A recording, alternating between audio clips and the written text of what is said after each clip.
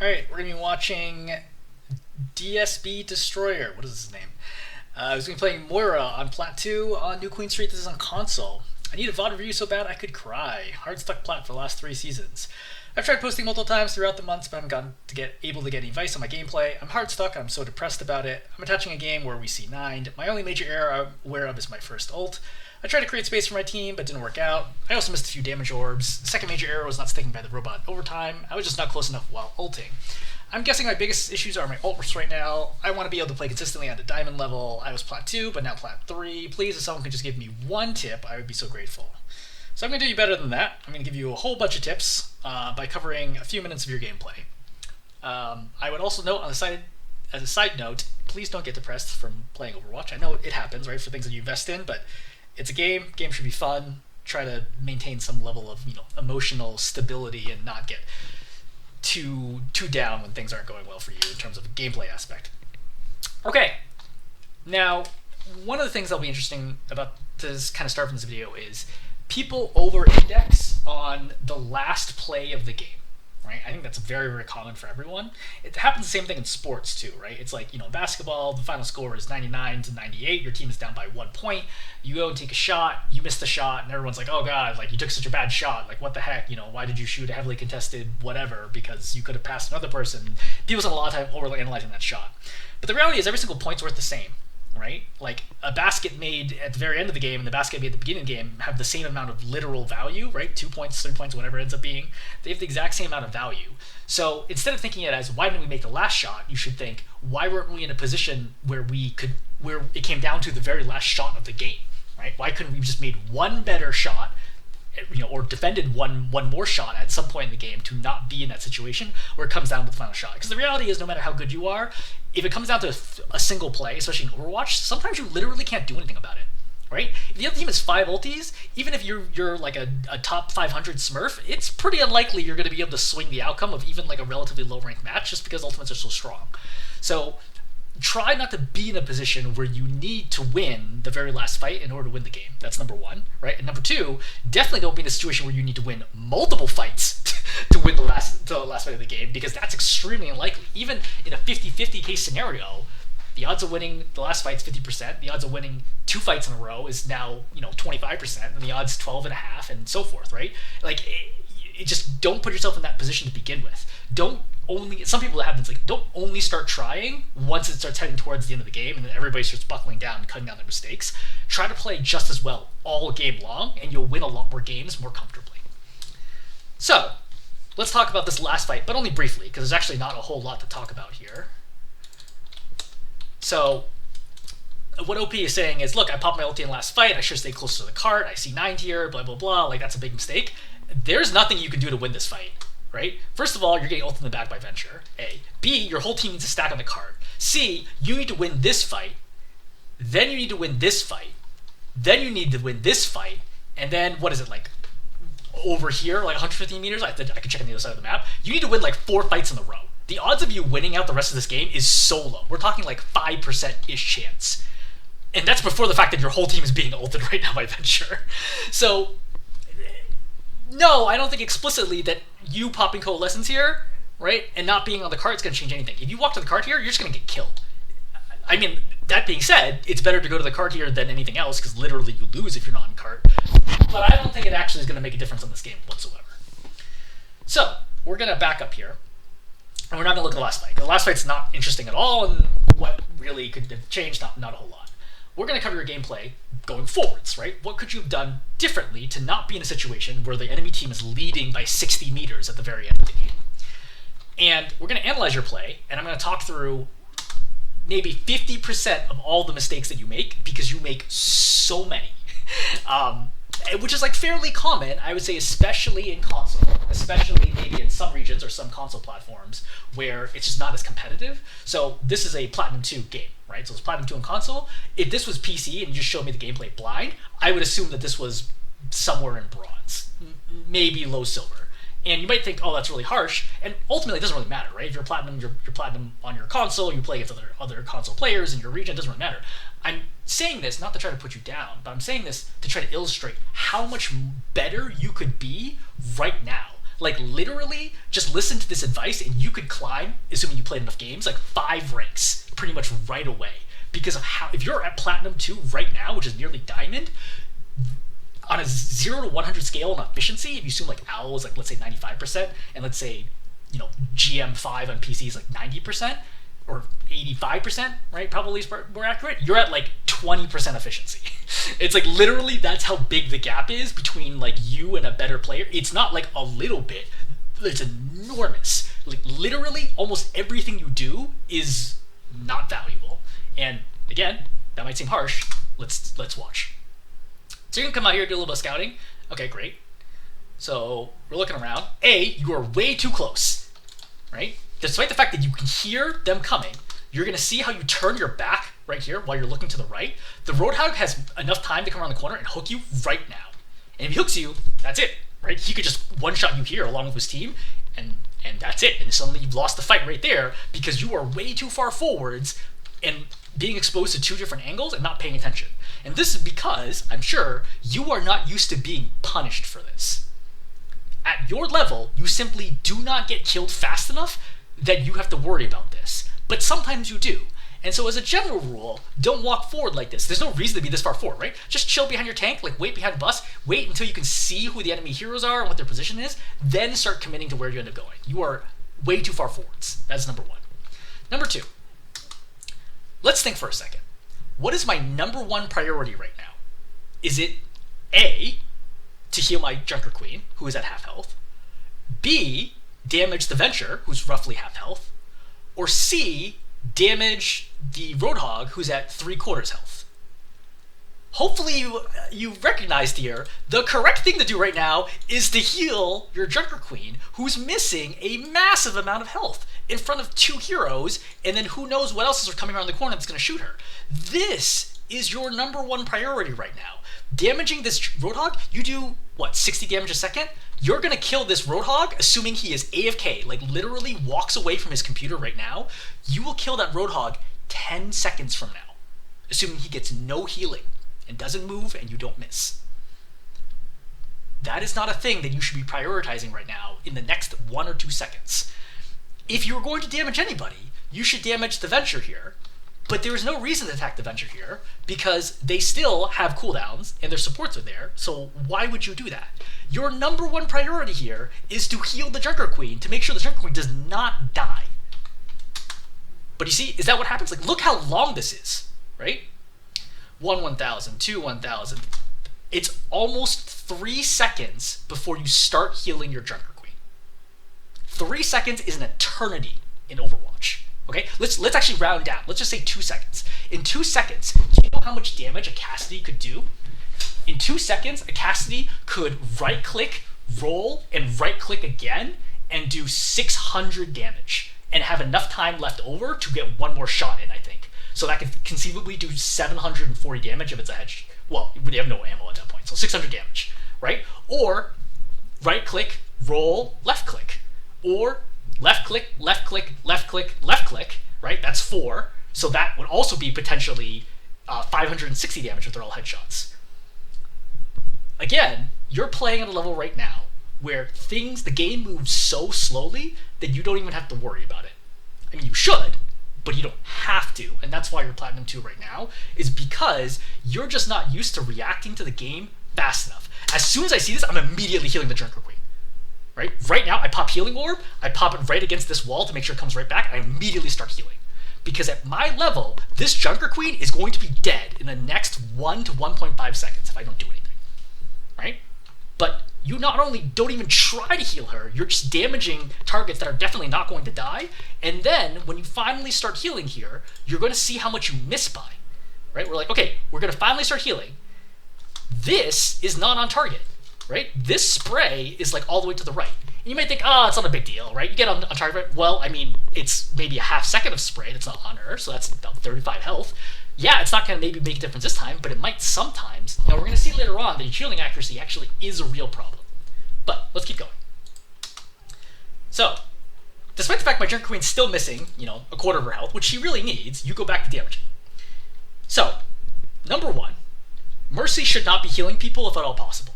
Mercy is not a good healer, right? Believe it or not. Mercy is really good at damage boosting people to kill the enemy really quickly. Mercy really does not want to spend her time damage boosting, or healing rather. She wants to spend as much of her time damage boosting as possible. The reason why she heals is because otherwise her target will die if it doesn't heal, right? Dead allies deal 0 damage. So if you're gonna die if you don't heal them, you need to heal them. So you really want to be the one healing the Moira here, so the Junker Queen here, because you heal for a lot more than the Mercy does, very, very easily, right? Between your regular heal and your orb, you heal a ton more. To free up the Moira to go pocket somebody else, like a DPS, to deal damage. So number 1, you need to be healing here.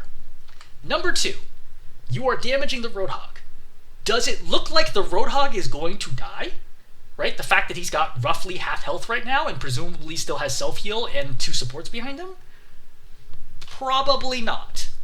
In which case, your damage right now is not particularly meaningful. You got plenty of gauge. Just heal your Junker Queen.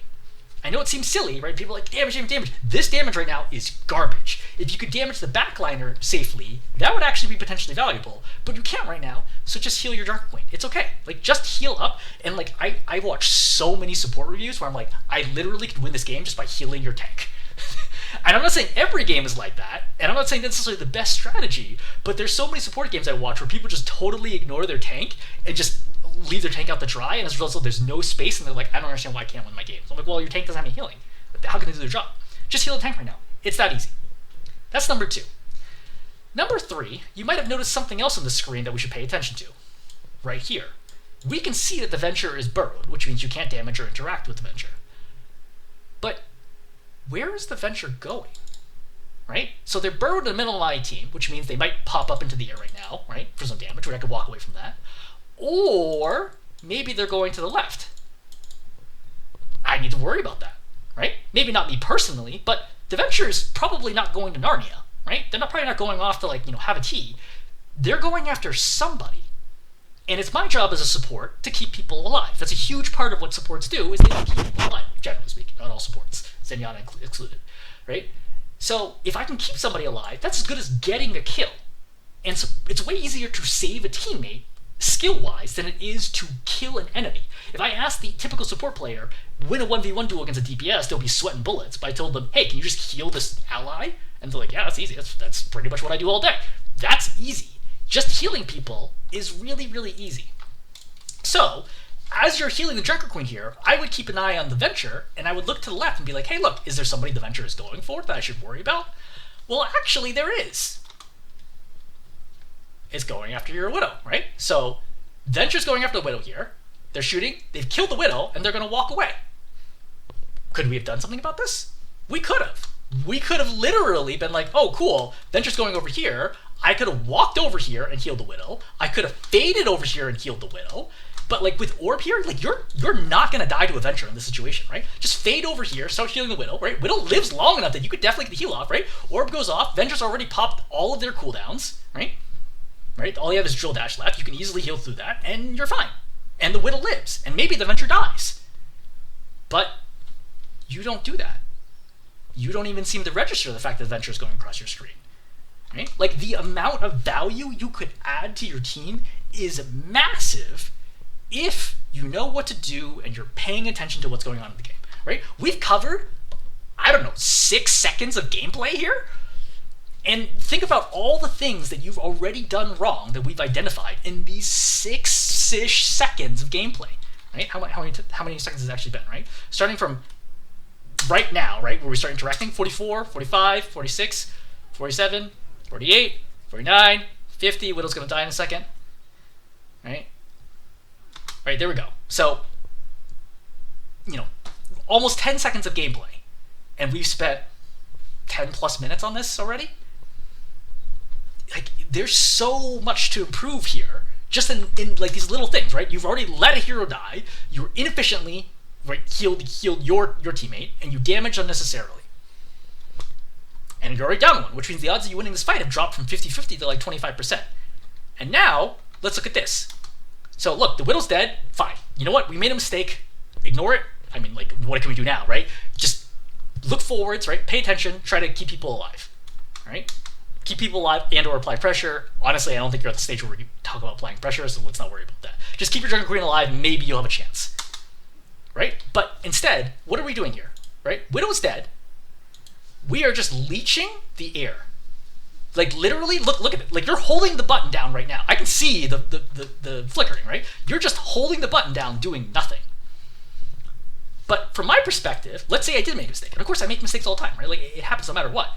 As soon as I see this, I feel like, cool, and I just turn around and keep pocketing my Junker Queen. Because what am I going to do now? The Widow's dead. I can't bring the Widow back to life, right? Maybe I could push off the Venture and the Mercy could do it, but my Junker Queen's in so deep here that the Junker Queen probably needs me to keep her alive more than I can maybe push the Venture off of this for us to get the res off. So forget it. Just go over here, pocket the Junker Queen. Maybe you have a chance. Again, not a good chance. I think your odds of winning are 25% or less, but like, maybe. But we come over here. Junker Queen's super low. Oh, right. That's right. You had a job here. It was to keep the Junker Queen alive. We're not doing that job. So of the two jobs you had, keep your Widow alive and keep your Junker Queen alive, you are currently doing neither one of them. Like, if you were literally not here in this fight, if you were still AFK in spawn because you went to the bathroom and got back to your computer right now, or console right now, the difference would be nearly zero in terms of your impact. Which is why I said earlier, like on an efficiency scale of 0 to 100, you're at like 20 right now because you're literally not doing anything. So we have to walk forward like desperately right now. Right now, I would literally fade forward to this corner just to be able to heal the Junker Queen because if the Junker Queen dies, this fight is over no matter what, right? But you see how we just casually stroll over, right? Again, we do have fade right away, and we shouldn't even need to use fade if we just had good awareness of how to walk forwards. Let's look at the healing accuracy.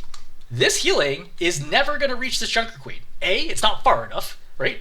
Or it's too far. B, it's going to hit the planters. This is not going to heal, right? You could try healing over the top, which actually does work, right, due to the particle effect, but you're not even trying that.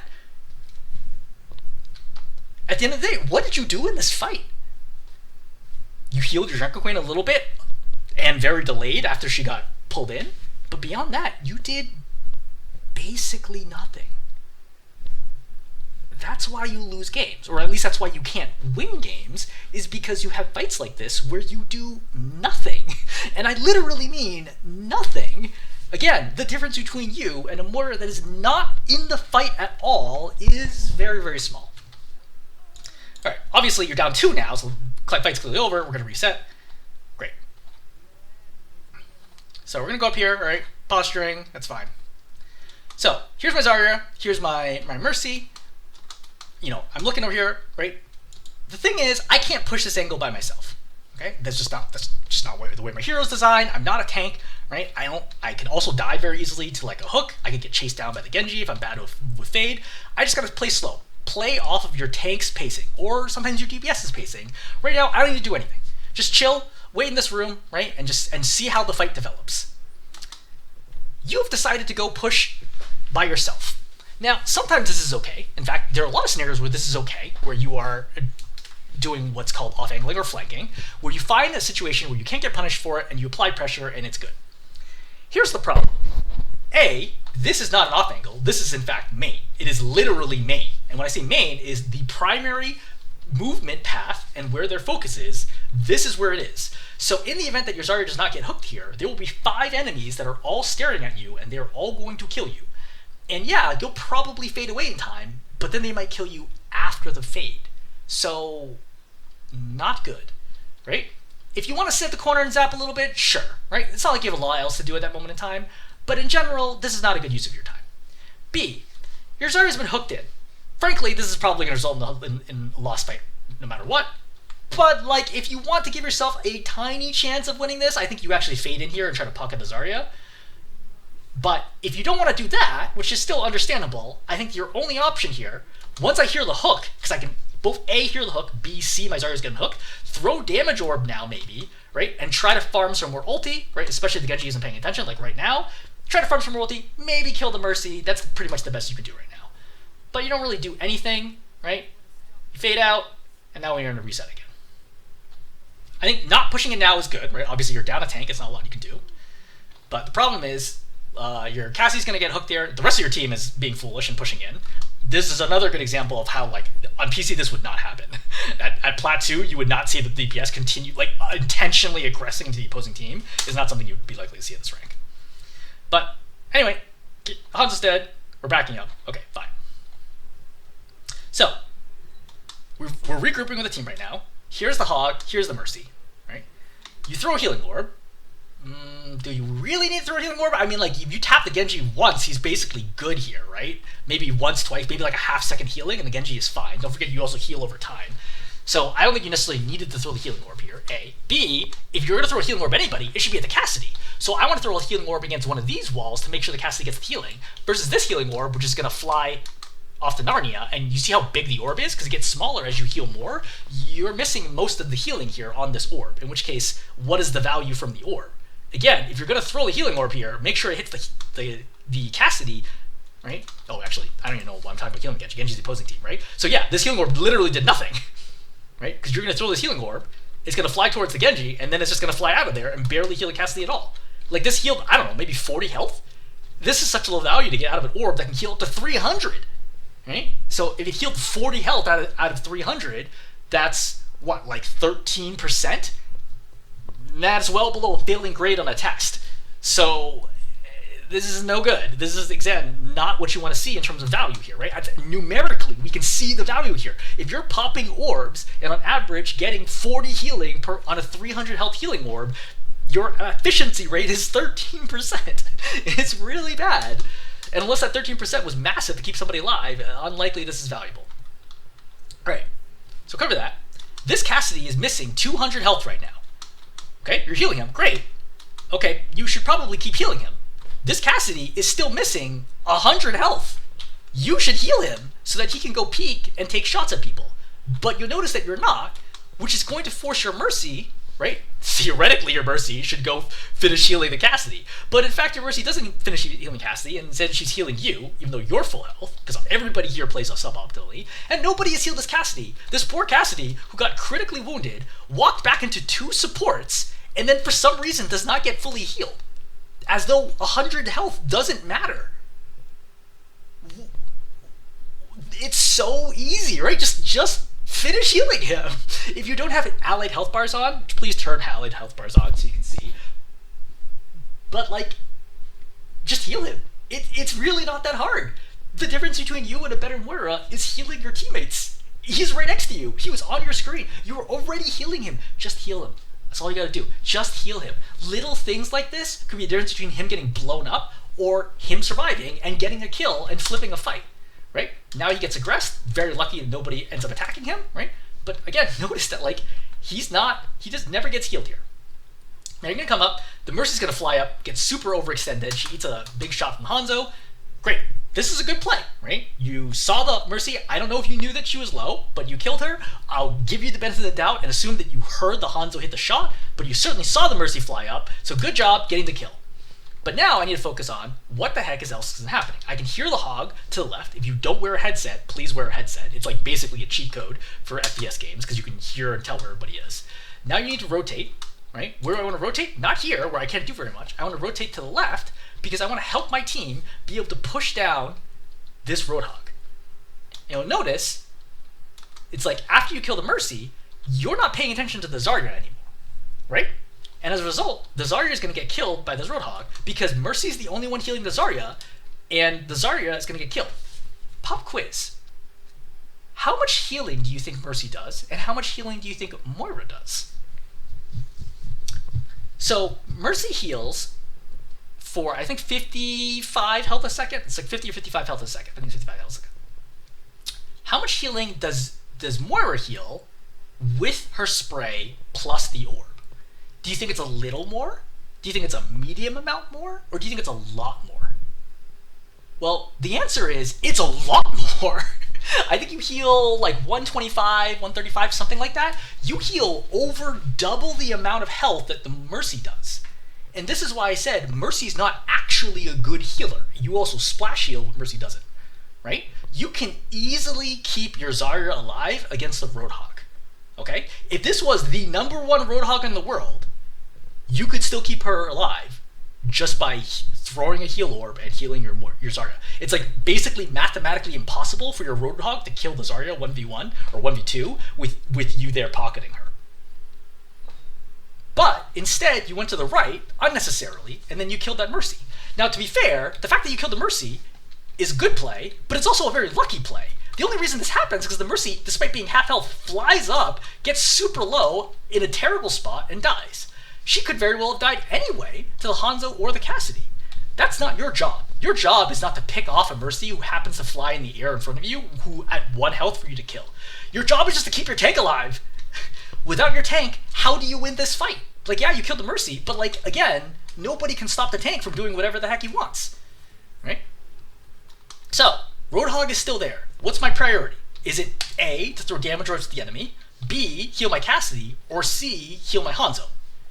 Well, it's to heal your Hanzo. Now it seems weird because Hanzo's full health, but he's next to Roadhog, who does a ton of burst damage.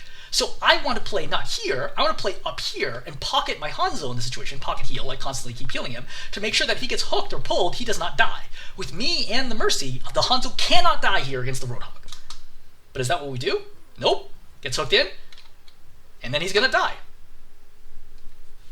How do you win games without teammates who are alive? Right? Like, I think we can literally stop the video right here, because it is impossible to win the game if your teammates are always dead. And you constantly have opportunities to keep your teammates alive, and you just don't do it. Now, I don't think it's intentional. Like, when I watch her play, I don't see somebody where you're like, oh, I'm going to be DPS Moira, I'm going to run off and do my own thing. I think that you just don't have a good sense of the game to read what is going to happen next. In the same way that I talked about it just a second ago, right?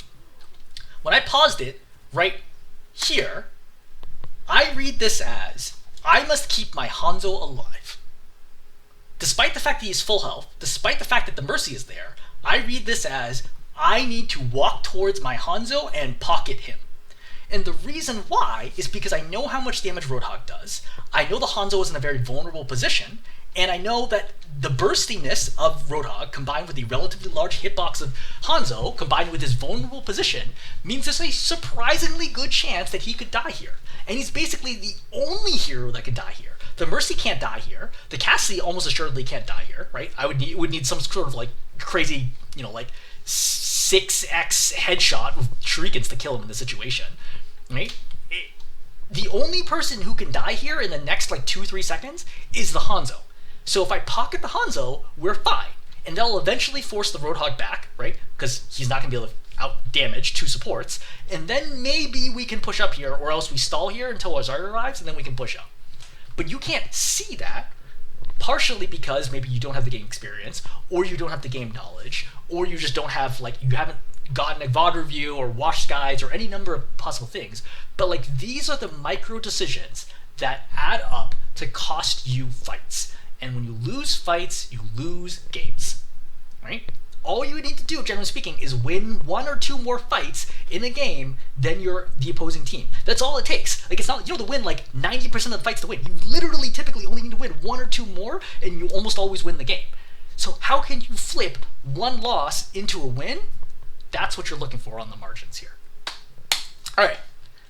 So we're going to hold there. Again, I did not point out everything that I saw, even, because I think it would be overwhelming. And I did not even point out alternative ways that you can play Moira.